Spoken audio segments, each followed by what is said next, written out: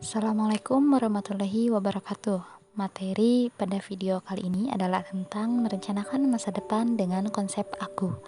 Materi BK kelas 12. Selamat menyaksikan.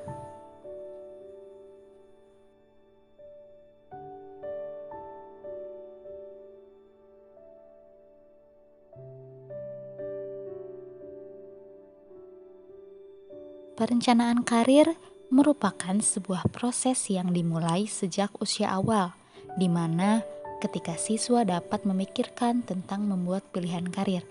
Bagian terpenting dalam membuat perencanaan karir adalah dengan mengerti dirinya sendiri. Artinya, siswa harus mengerti tentang kepribadiannya, tentang kemampuannya, tentang kelemahannya, serta mengerti tentang kelebihan yang ada pada dirinya.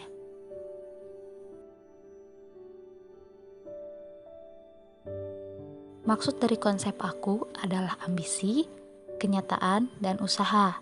Tujuannya agar siswa bisa memahami aspek yang ada pada dirinya seperti ambisinya, kenyataan, ataupun usaha yang bisa dilakukan sehingga siswa bisa melakukan perencanaan karir dengan matang.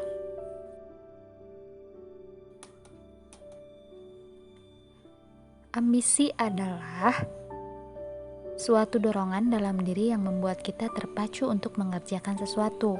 Semua orang punya ambisi yang kadarnya berbeda-beda. Nah, hal yang perlu dikendalikan dari ambisi adalah yang pertama adalah kita perlu peka terhadap batas-batas kemampuan diri kita agar ambisi itu tidak menjadi masalah karena berlebihan dan tidak sebanding dengan kekuatan atau potensi yang kita miliki. Yang kedua adalah kita perlu secara tajam menganalisa realitas dengan cara pandang yang benar. Kita perlu punya satu tujuan dan misi yang jelas. Yang ketiga, bersyukur atas pemberian Tuhan. Hal ini penting manakala ketika ambisi kita tidak tercapai.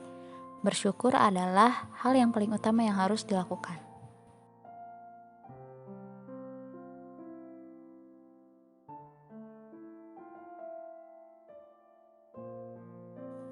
Kenyataan yang dimaksud di sini adalah tentang keadaan diri pribadi seseorang, karakteristik apa saja yang ia miliki, segala bentuk keterbatasan, keahlian, hobi, minat, dan lain-lain.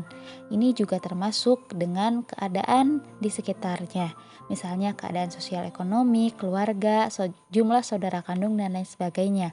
Untuk mempermudah, kenyataan ini dapat disusun menjadi dua bagian, yaitu kenyataan yang sifatnya membantu pencapaian ambisi dan kenyataan yang memungkinkan menghambat pencapaian ambisi.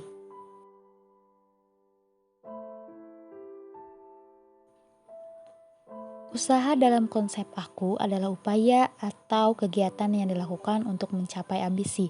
Yang perlu disadari adalah bahwa terkadang tidak mungkin mencapai suatu ambisi dengan hanya mengandalkan usaha satu langkah saja.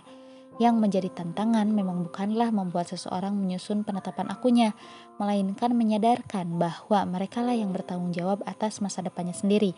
Oleh karena itu, hendaknya mereka mau meluangkan waktu untuk sedikit melalui proses mandiri merancang keberhasilannya.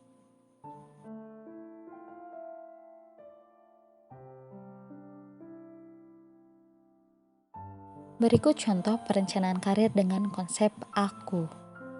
Joko adalah siswa kelas 10 SMA Negeri 4. Dia berambisi menjadi seorang arsitektur yang handal. Faktor pendukung, kemampuan fisik, pandai menggambar, dan telaten dalam segala hal. Namun dia memiliki penghambat terhadap nilai-nilai yang kadang kurang bagus untuk mata pelajaran matematika. Dia berusaha mengikuti tambahan belajar baik di luar sekolah maupun di dalam sekolah. Dia juga ikut klub matematik untuk mengasah terus kemampuan berhitungnya.